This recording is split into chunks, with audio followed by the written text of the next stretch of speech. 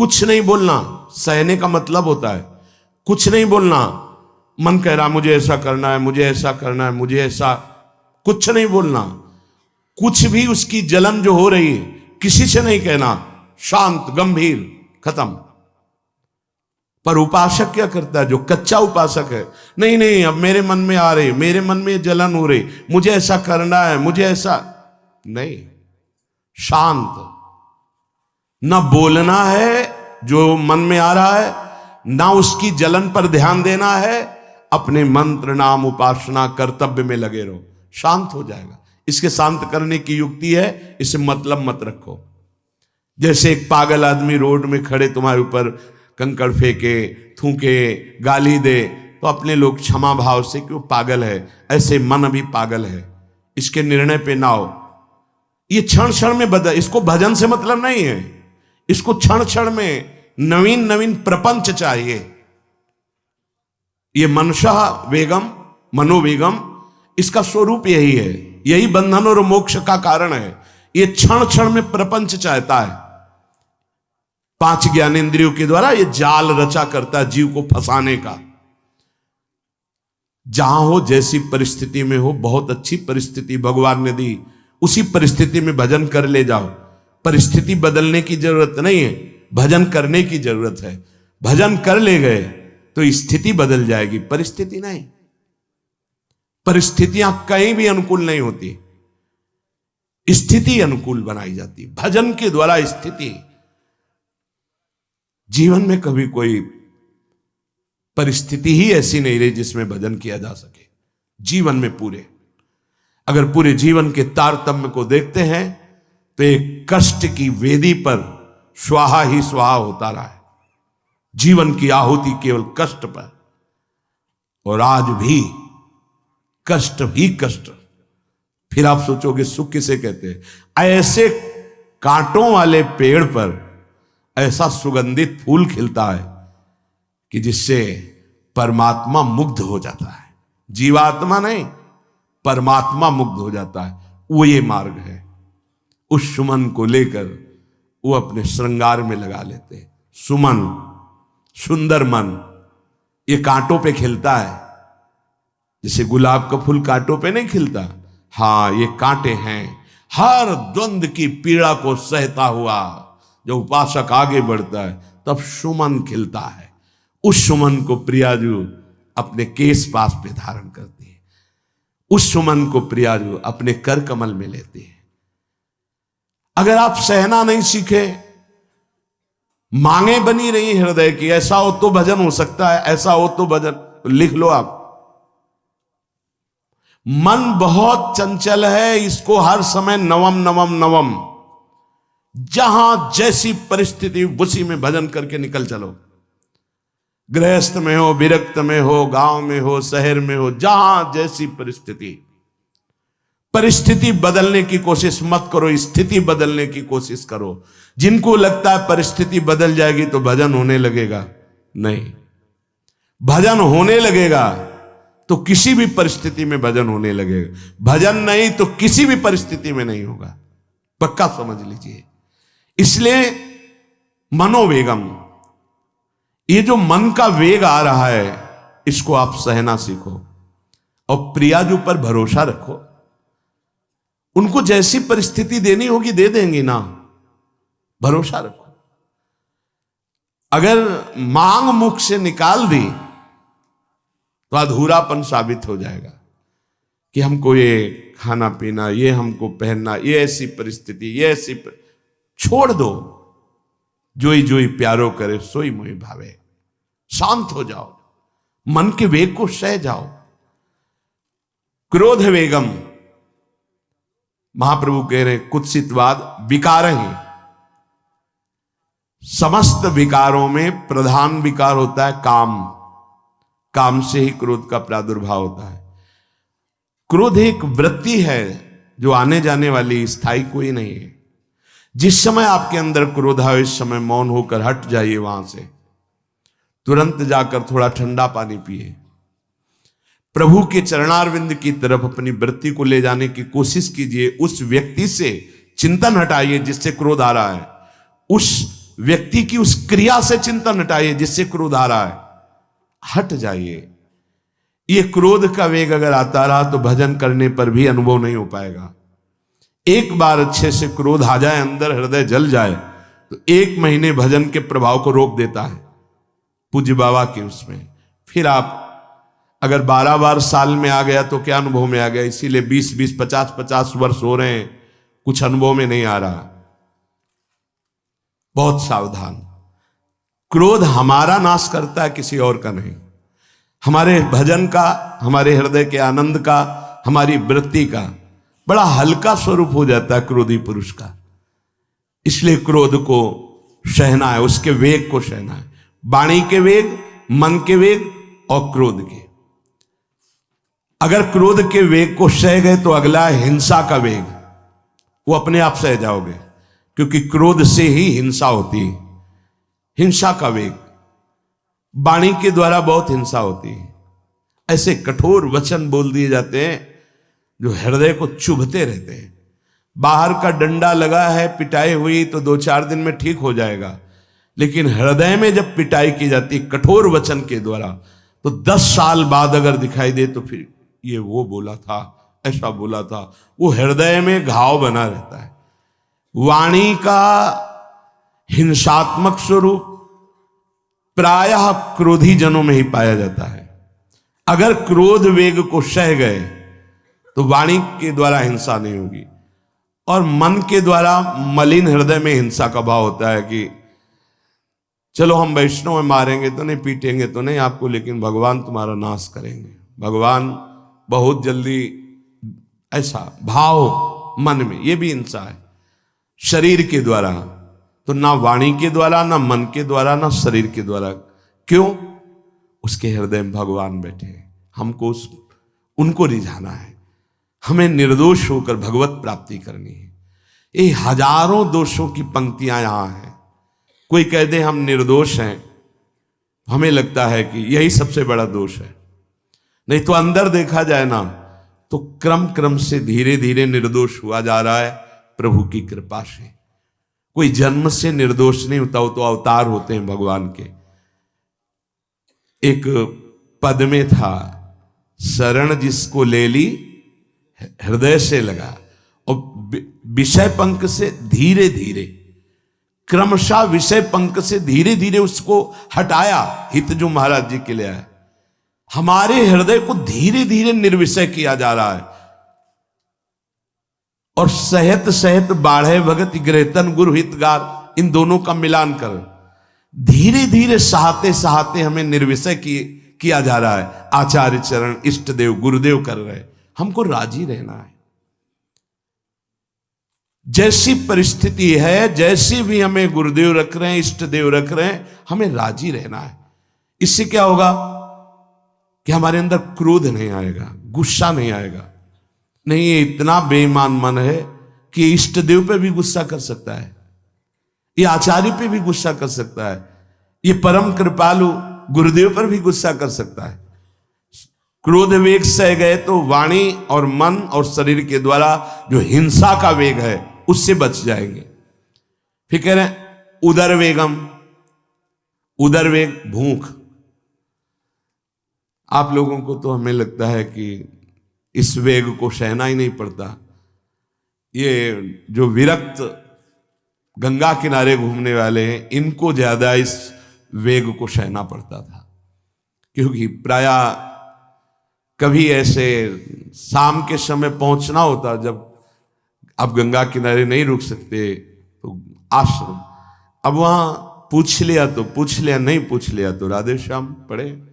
अगर कोई मंदिर मिल गया तो हम आश्रम आदि कोई खोजना ही नहीं, गांव में तो जाना ही नहीं है, क्योंकि नवीन अवस्था में कभी गांव में भिक्षा भी नहीं मांगी, आकाश वृत्ति का ही आश्रय लिया जो शास्त्र सम्मत। गांव में कभी पूरे जीवन में किसी गांव में किसी एक रात्रि किसी घर में कभी शयन नहीं।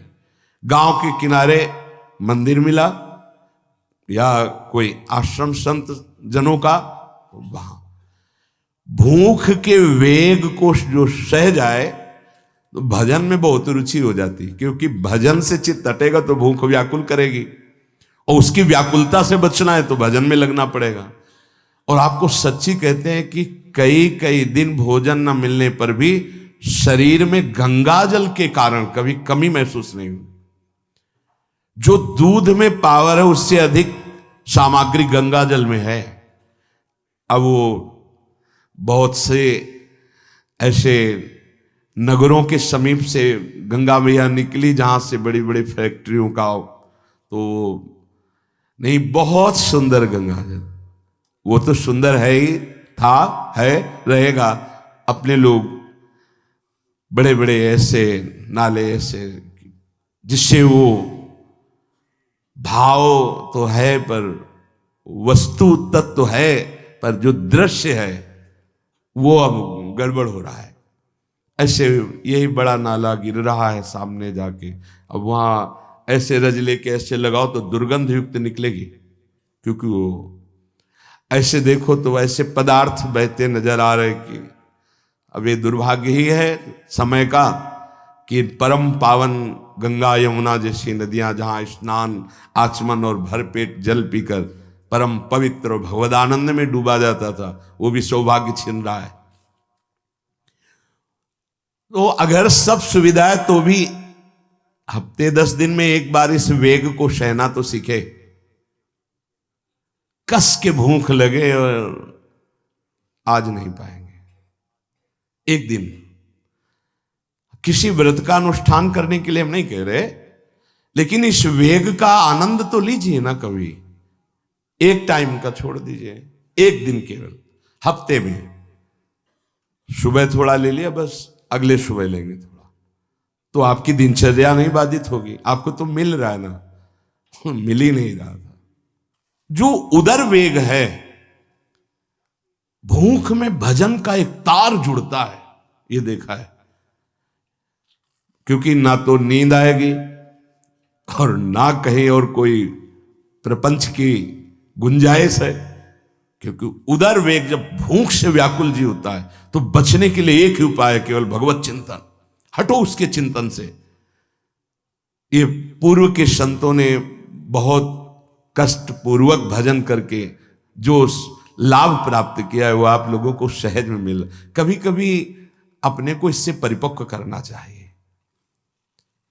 जैसे शास्त्रीय पद्धति में महीना में 2 तो व्रत है ही हैं, 15 दिन में एक एकादशी, 15 दिन में एक एकादशी।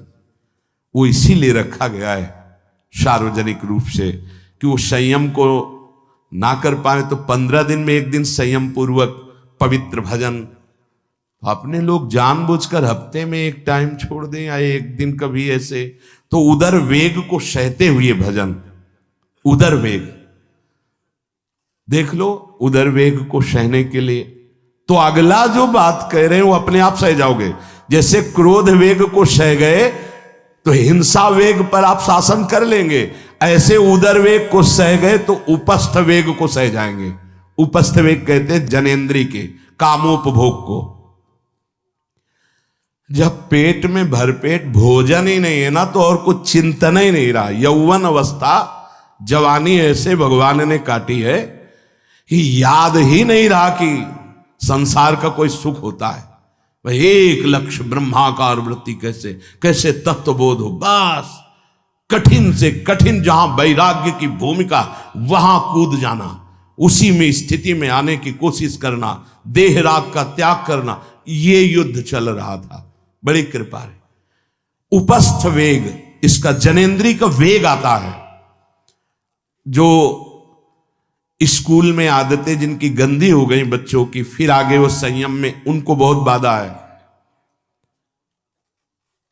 कई ऐसी क्रियाओं से वो जानकारियां रख लेते हैं कि जो अपना सर्वनाश करने के लिए पर्याप्त है। उपस्थ का जब वेग आए तो सहने की सामर्थ्य उसी की आएगी जो उदर वेग को सह जाता है। पक्का।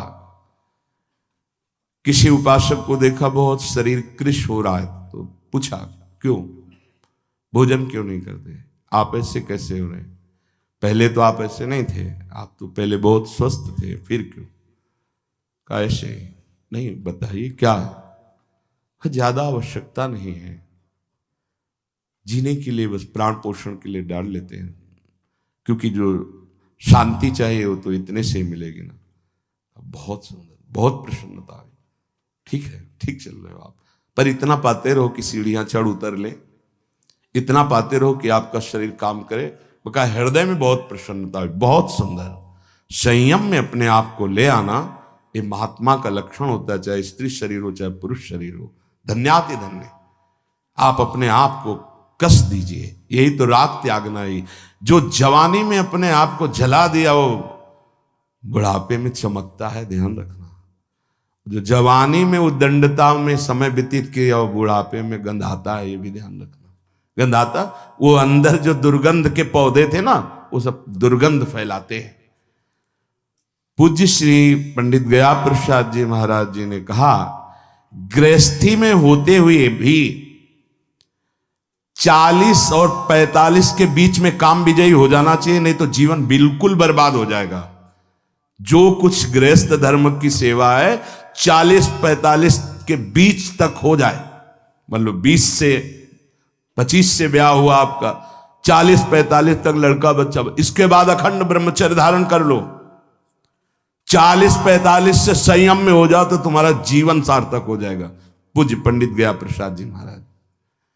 बहुत जरूरी है उपस्थ जनेंद्री के वेग को सहना, पर हर वेग अपने आप में बहुत कठिन है, पर एक दूसरे से इसका तारतम्य है। यदि उदर वेग रसेंद्री को आप शासन में ले लिए तो जनेंद्री को आप शासन में ले लेंगे, और अगर रसेंद्री को शासन में ले लिया तो जनेंद्री को शासन में ले सके असंभव, पक्का।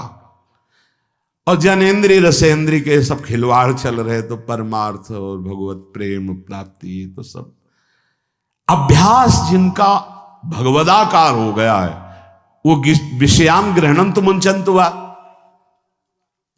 जब इंद्रियों पर शासन बाबा ने अपने किया तो 24 घंटे में एक कवल पाते थे, एक कवल। आश्चर्य होता है, ऐसे सामने दाल रोटी सान ली गई और एक कवल जितना। बाबा सिद्धासन पद्मासन का से, और जब भगवदानंद ब्रह्मानंद में 70 घरों में एक दिन में भिक्षा में जाते थे, एक दिन भिक्षा। अब वहां गए तो एक कवल तो पाया ना, तो 70 कवल हो गए। विषयान ग्रहणंत मुंचंत हुआ, कोई फर्क नहीं। पर हम क्या होता है कि स्थिति होती नहीं तो सिद्धों की नकल करने लगते नहीं। पहले हम साधक हैं, पहले हमारी इन वेगों पर विजय प्राप्त करने की वृत्ति आनी चाहिए। वाणी का वेग, मन का वेग, क्रोध का वेग, हिंसा का वेग, उदर का वेग और जनेंद्री का वेग, एतान वेगान सहते यस्तु विद्वान। वही शास्त्रों के रहस्य को जानने वाला परमार्थी है जो इतने वेगों को सह जाए। निंदा चास्य हृदयम नोपहन्यात। इसके बाद जब उसकी निंदा हो तो उस पर कोई फर्क नहीं पड़ना चाहिए। इसके बाद जो इन सब वेगों को सह गया है, अब उसकी निंदा हो रही, कोई निंदा कर रहा है तो उसको आनंद पूर्वक सह जाए। ऐसा क्यों कहा? इसके बाद अगर दोष है, निंदा हो रही, तब तो संभालना ही, ये गलती हो गई आपसे। जब आप दोष रहित है फिर निंदा हो रही तो आनंद पूर्वक आपको उसका विरोध नहीं करना, सहना है। क्योंकि ये सहना बिल्कुल भगवत साक्षात्कार के नजदीक ले जाएगा। देखो, अपमान, निंदा, तिरस्कार, असलियत में हम कैसे साधक हैं इन्हीं के द्वारा परिचय होता है। पूज्य स्वामी श्री अनंग बोधाश्रम स्वामी जी महाराज बड़े महापुरुष थे, जिनको स्वयं करपात्री जी महाराज मूर्तिमान ब्रह्म कह के साष्टांग दंडवत करते, दिगंबर रहते थे, नंग दड़न, केवल गंगा के ही तट पे।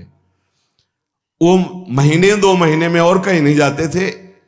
एक बड़े वकील साहब थे, वो भिक्षुकों को रोटी दाल से रोज बंटवाते थे, उनकी पंक्ति में लगने जाते थे। महीने 2 महीने में एक बार पंक्ति में लगते थे जाके, नंग धड़ंग अवधूत वेश जटाएं, और जरूर ऐसी चेष्टा करते थे जिससे उनको धक्का मुक्की लगा दी जाए। तो एक दिन गए लाइन में खड़े हुए, फिर 2 लोगों को क्रॉस करके आगे लाइन में, फिर आगे लाइन, तो जो नौकर डंडा लिए खड़े थे उन्होंने कहा तुम्हें बार बार मना किया, 1-2 डंडे लगे, फिर आगे जाके खड़े हो, तो धक्का मारा, पीछे किया।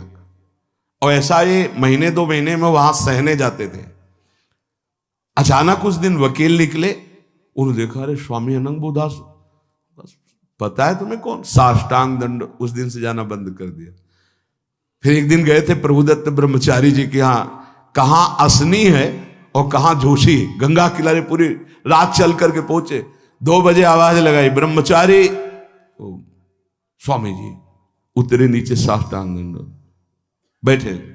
उनका स्वामी जी 2 बजे रात, बोले हाँ ऐसे मन आया आगे, कुछ खाओगे पियाओगे? स्वामी जी, और वो भी परमहंस ब्रह्मचारी जी, बहुत संयमी महापुरुष प्रभुदत्त ब्रह्मचारी। टीन में कुछ आटा रखा, तो बोले स्वामी जी कहो तो रोटी बना दे। बोले हाँ बनाओ। रोटी और नमक ऐसे पाए, जितना टीन में आटा था सब पागल, जो 2-4 किलो जो भी। तो बोले स्वामी जी आटा तो खत्म हो गया। बोले हाँ, भोजन का स्वाद तो साधु ही जानता है। फिर उठे, झूसी से असनी फिर पैदल। हे संतों की मौत, अपमान, तिरस्कार, क्षुधा, हर वेग, ये हमारी कसौटी है। परमार्थ का पथिक चाहे जिस मार्ग का हो। देखो सुदामा जी गृहस्थ मार्ग के कितने उच्च कोटि के, नरसिंह मेहता गृहस्थ मार्ग में कितने उच्च कोटि के। एक कभी तो सौभाग्य ऐसा प्रभु देते जब कोई हमारी निंदा करता है, ये सौभाग्य है, हमें सहने का सौभाग्य मिलता है। कभी तो कोई अपमान करता है जब, तो भगवान से प्रेरित होकर वो सौभाग्य मिलता है। ये साधक को उस समय चिड़चिड़ा नहीं होना चाहिए, उस समय मुस्कुराना चाहिए कि आज मेरी स्थिति का थर्मामीटर डाला जा रहा है, कैसे हो, नहीं आनंदित है। पर देख लो, प्रशंसा होगी तो चेहरा खिला हुआ गुलाब के फूल की तरह मिलेगा, और निंदा होगी तो ऐसे होगा। ऐसा नहीं होना चाहिए। नहीं करत जे अनसहन निंदक, तीनों पे अनुग्रह कियो। इसीलिए पूज्य बाबा कह रहे कि इसके बावजूद, अर्थात समस्त वेगों को सहन करने के बावजूद, तुम्हारी जब निंदा हो और उसको सह जाओ, तब तुम परमार्थ के सूरवीर योद्धा कहे जाओगे। विपत्ति में सब साथ छोड़ देते हैं तो हृदय के भी साथी साथ छोड़ते हैं, ध्यान रखना। जब विपत्ति आती है तो मन भी साथ देना बंद करने लगता है, विपरीत जाने लगता है, बुद्धि भी विपरीत जाने लगती है। इसलिए जो विपत्ति में अपने धैर्य और साहस को ना खोकर अपने सिद्धांत से चलता है उसे महात्मा कहते हैं, चाहे वो गृहस्थ हो चाहे विरक्त हो। ध्यान दीजिए, संपत्ति में, अनुकूलता में तो सब सावधान होने की कोशिश करेंगे, बड़ी कृपा है भगवान की। यहां कहने विपत्ति में सब साथ छोड़ते हैं, ये जीवन में देखा है। विपत्ति में ना तो बाहरी कोई साथ देता है और ना मन साथ देता है, उस समय भजन साथ देता है, भजन। विपत्ति में हृदय को जो दृढ़ रखे, धैर्यवान और साहस बिल्कुल ना गिरने पावे, आगे बढ़ो, नाम जब तुम्हारा भजन वैसे ही चलना चाहिए, तब समझना चाहिए कि हमारी साधना परिपक्व। विपत्ति में कोई साथी नहीं होता, देखा गया है, कोई साथी नहीं। मन भी धोखा दे देता है, मन भी, अपना मन भी साथी नहीं, उस समय केवल भजन साथी होता है। तभी विपत्ति को कुंती जी ने मांगा, क्योंकि उस समय एक ही साथी होता है, हरि बस। संपत्ति में तो बहुत साथी मिल जाएंगे, अब तो साथी ही साथी हैं, जिधर देखो उधर साथी हैं। उस समय तो जिधर देखो उधर केवल हरि है, दूसरा कोई है नहीं।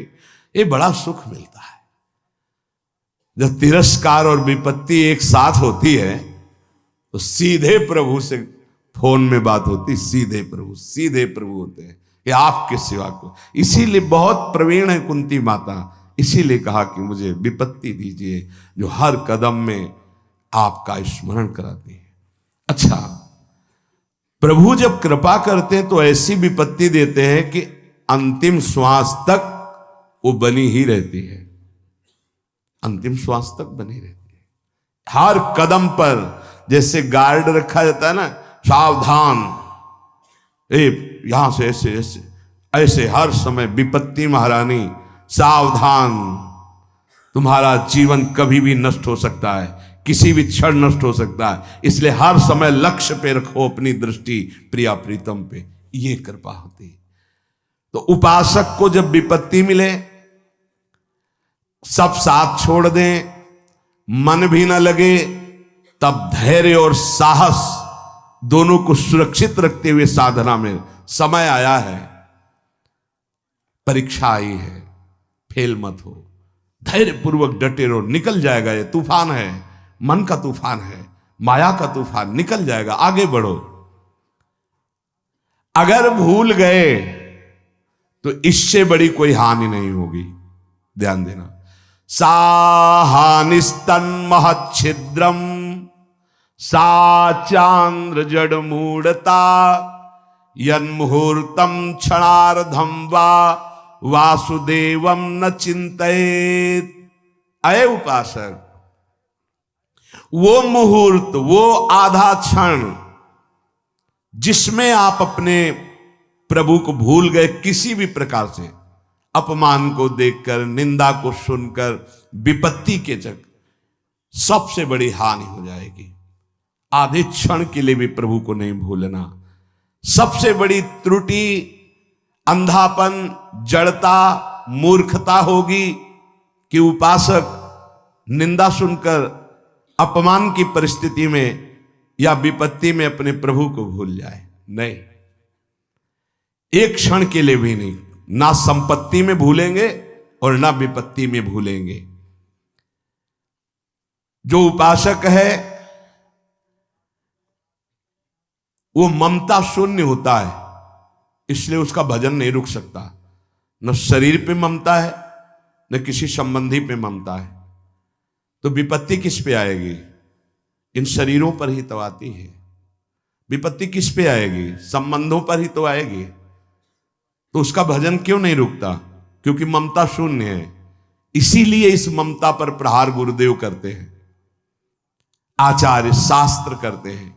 ममता शून्य बनो, अपनी ममता केवल प्रियालाल से, तो भारी विपत्ति में भी हमारी ममता सुरक्षित श्यामा श्याम से, उनका चिंतन चलता है। एक एक कदम पर वो मुस्कुराते नजर आते हैं, जब किसी का सहारा नहीं होता, किसी का भरोसा नहीं होता, कोई अपना नहीं होता है। ये जानबूझ करके किया जाता है, नहीं तो संसार में सबके कुछ न कुछ अपने होते हैं। संसार में कुछ न कुछ सपने होते हैं और कुछ अपने होते हैं। जानबूझकर सब सपने मिटाए जाते हैं और सब अपनेपन मिटाए जाते हैं।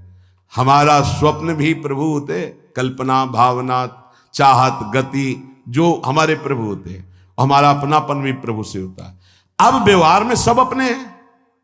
अब देख लो, पहले एक बार अपनापन हटाया, ममता हटाई, प्रभु के चरणों में रखी, इसके बाद अब सबसे प्रभु भाव से नाते नेह राम के मने, अब कोई फर्क नहीं। पर अभी ममता से समता में नहीं पहुंचे, इसलिए ममता हटानी है। एक बार हटाओ, अपने शरीर से, अपने संबंध से, अपने इंद्रियों के भोगों से ममता हटाकर श्री जी के चरणों में। एक अहमता ममता ये जग में है दुखदाई, ये जब श्री जी की ओर लगे तो होत परम सुखदाई। उपासक को क्यों विघ्न नहीं पड़ता भजन में? क्योंकि उसकी कहीं ममता ही नहीं होती। अब वो पधार गए, आओ तो मृत्यु लोक है, जाना ही है, राधा राधा राधा।